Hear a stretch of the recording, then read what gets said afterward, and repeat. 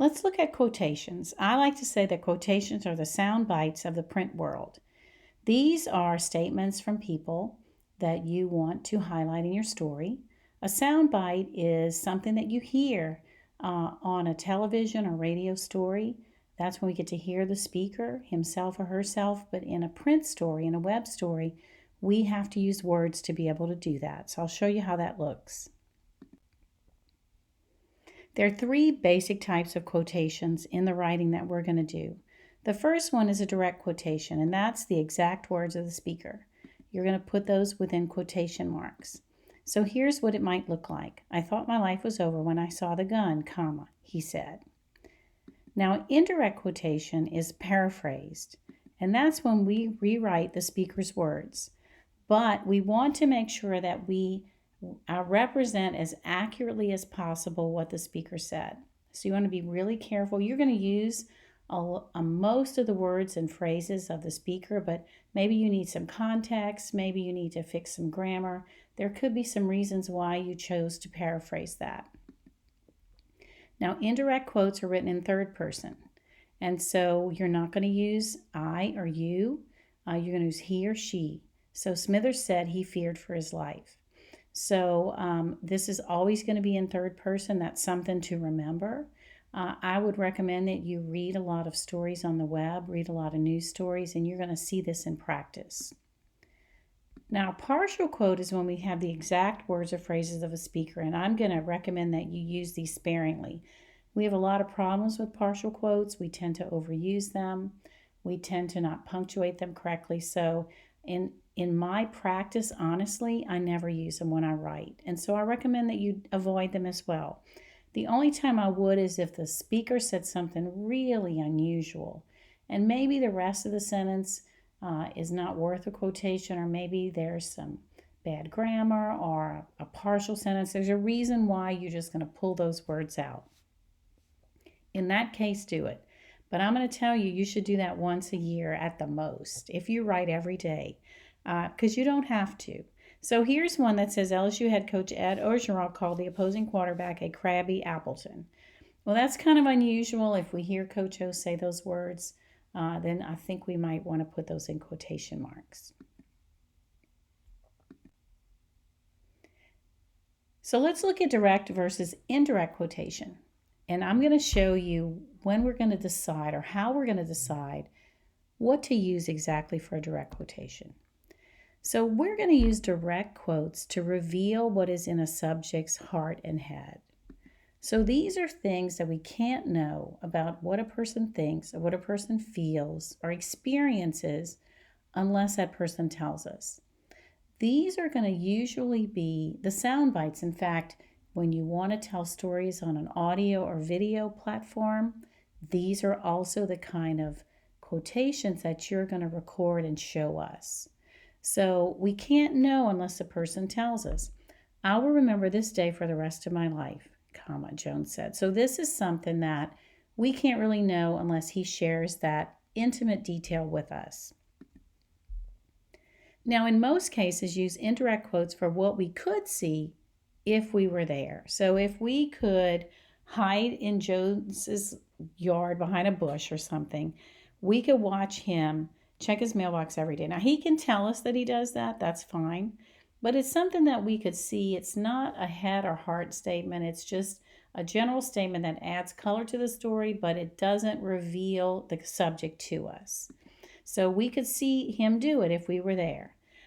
Any other facts or information we can learn otherwise, maybe something that we can learn from the department the person works in, or maybe it's a fact everybody knows. A lot of things you don't have to attribute. Now let's look at the order that we're going to put our quotations and our attribution in when we tell a story with words. When we write for the web, write for a print publication. This is different than when you tell a story on an audio or a video platform.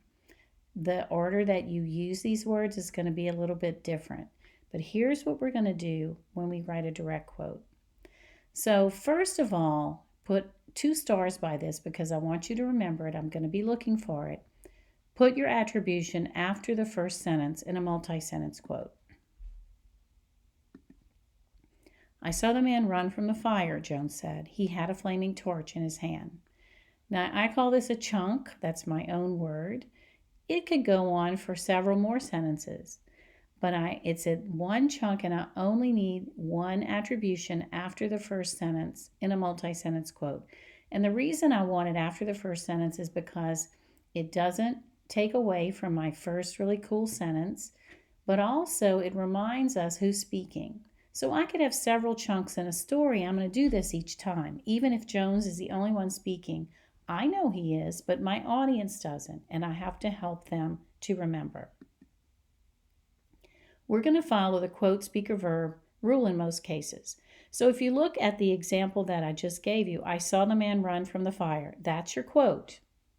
Jones is your speaker, and said is your verb. So quote, speaker, verb. That's the best way to do it. Our brains, as readers, really do absorb this well. And that's why you have some of these guidelines in the print world, the audio world, the video world, because we need to work in such a way that our audience can comprehend in the quickest, clearest, the best way possible. Now, I said all that, and I'm going to say sometimes you can switch the order, the quote, speaker, verb order, if you have a good reason for it. So look at this. We had no idea the train was coming, said Jones. Now look, I just flipped that order because I have a long description of Jones after his name. That would be much too much to put between Jones and said.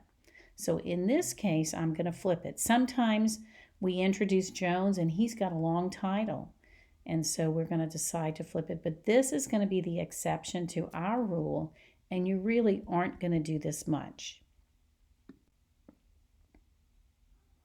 Now, here's another no-no, and I see this often. I was scared to death. I knew it was hurt, and I needed help. These were the words today of an 18-year-old student trapped in a wrecked car. We are not going to attribute after the quote. Now, if you watch the attribution PowerPoint, I use this example again because it tends to be a problem.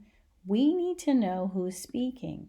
We really do need to know some context. We need to know who the speaker is. Then you really do highlight that good direct quote. Otherwise, we're confused and it loses its beauty there. Those really good words that we got from her, it gets lost in all the confusion. So here is another do not that is similar to what I just showed you, and that is to give important information after the quote. There's some information that we often need prior to the quote to help us to appreciate it, right? So here it is. We thought it was over, Jones said, of the additional manslaughter charge he faced when police found another body. Now, let's look at the example here. Give us the details. Give us what's going on. Then we understand why he said that, right? Joan faced manslaughter charges again when police discovered another body. We thought it was over, he said.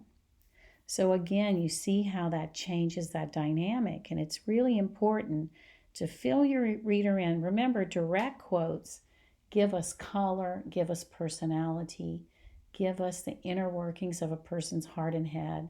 So in order for us to really understand that, it helps us to know the context in which that person said that statement. Now, partial quotes, you're going to find out that I don't like them, right? I really avoid them. I cannot tell you when the last time was I used a partial quote and if I really ever did. There's going to be other ways to do it. There's so many problems with these. We tend to punctuate the sentences incorrectly. We tend to use the wrong first. We're supposed to use third person. We tend not to do that. There are just a lot of problems there that I won't go into detail. If we avoid partial quotes, we will not have those problems, right? So avoid brackets and parentheses. Is describing using a direct quote and then putting words in parentheses. That's confusing. It looks like word salad, and it's not nice to your reader. Really, it isn't. Here's the problem with partial quotes too. We like to just fling them everywhere, and none of these are really worthy of quotation marks. We can just paraphrase the whole sentence there. That's just too much going on. And then orphan quotes, that's when you have a partial quote and you use it in an ordinary way. He complained that no one understands his problem. So when I see this and I see quotations around understands, I think that there's some snark maybe involved with this guy or with the writer. That's kind of what I always think when I see it, because, or maybe someone's not taking someone seriously. It's just multitude of problems. So again, now you know I don't like these, so let's not use them. If you want to use one, ask me first. Let's talk about it, see if it's worth it. Now here are a few more details that I want you to remember. We're going to put direct quotes in their own paragraphs. So that is something that you see in a lot of publications, and I think it's a good idea to get used to doing it now. First of all, it keeps us from having long paragraphs. It's a way to avoid that problem. But also, it highlights your really great direct quotes that you spent time getting, deciding you were going to use them, and highlighting what's going on in the heart and the head of our person. So those are two really good reasons. Now, this is going to happen rarely, but I wanted to show it to you. If a quotation stretches on for more than one paragraph, remember our paragraph structure after the lead, we get 4 type lines. So if our paragraph, our quote goes way more than 4 lines, then we need to start a new paragraph, right? So here's an example. Now this is not 4 lines, but here's our first paragraph. We never thought he would go through with it, Sandra said. He was always so cool and collected. In fact, we always looked up to him for guidance. Now that's not the end of my quote. So notice I don't have ending quotes after guidance. What I'm going to do is I'm going to pick up again, put my quotes at the beginning. However, something inside him snapped. He's never been the same again. Close quote. That's the end of that chunk right there. Now notice I only have attribution once. I only needed it once in that chunk because Sandra said all of this. This is a literary technique. If you probably overlook it when you read books and see dialogue because you're tracking along in the book and you're not paying attention to the punctuation, but this is something that authors do in literature. So here is a few reminders for you. So the text of your story is in third person. That means you're going to use pronouns like he, she, it, they, them. So that's third person, right? First person and second person are only in direct quotes. So all paraphrases are in third person. All quotations, all sentences that contain partial quotes are in third person. First and second person, I and me, and you and your, are only going to be in direct quotes, right? Periods and commas always go inside quotation marks.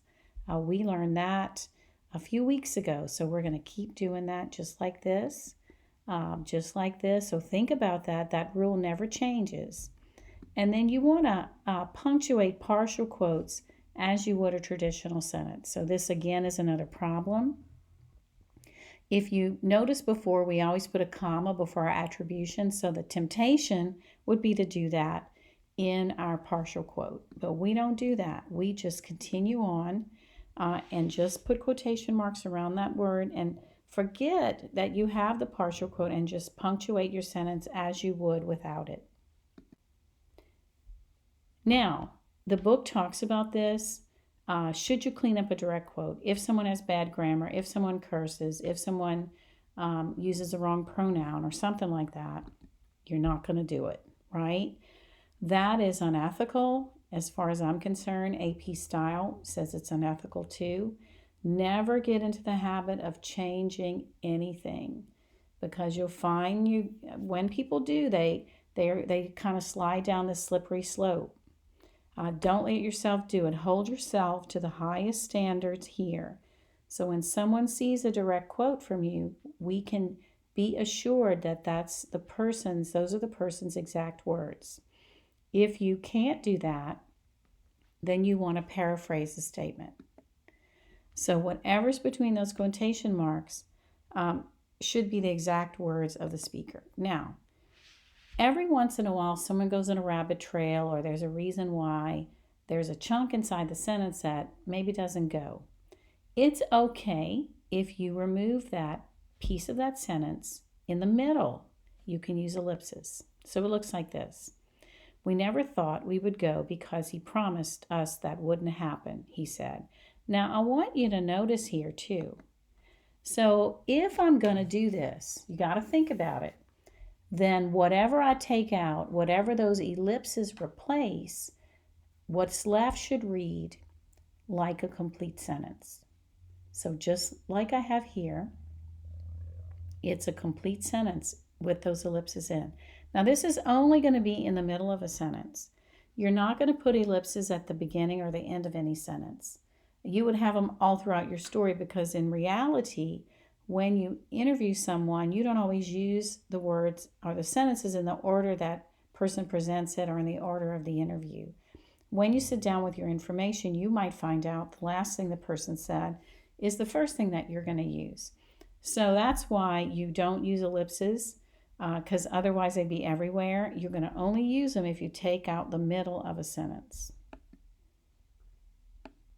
Now, check out your partner PowerPoint on attribution. If you've looked at this one first, then go ahead and look at the attribution PowerPoint. I recommend that you look at both of them maybe more than one time and maybe in a different order. This is not difficult to learn, but it's really the heart and soul of all that we do. What do people tell us? So we want to make sure that we present it accurately, that we punctuate it correctly, and that we choose wisely what it is that we want to use in our stories.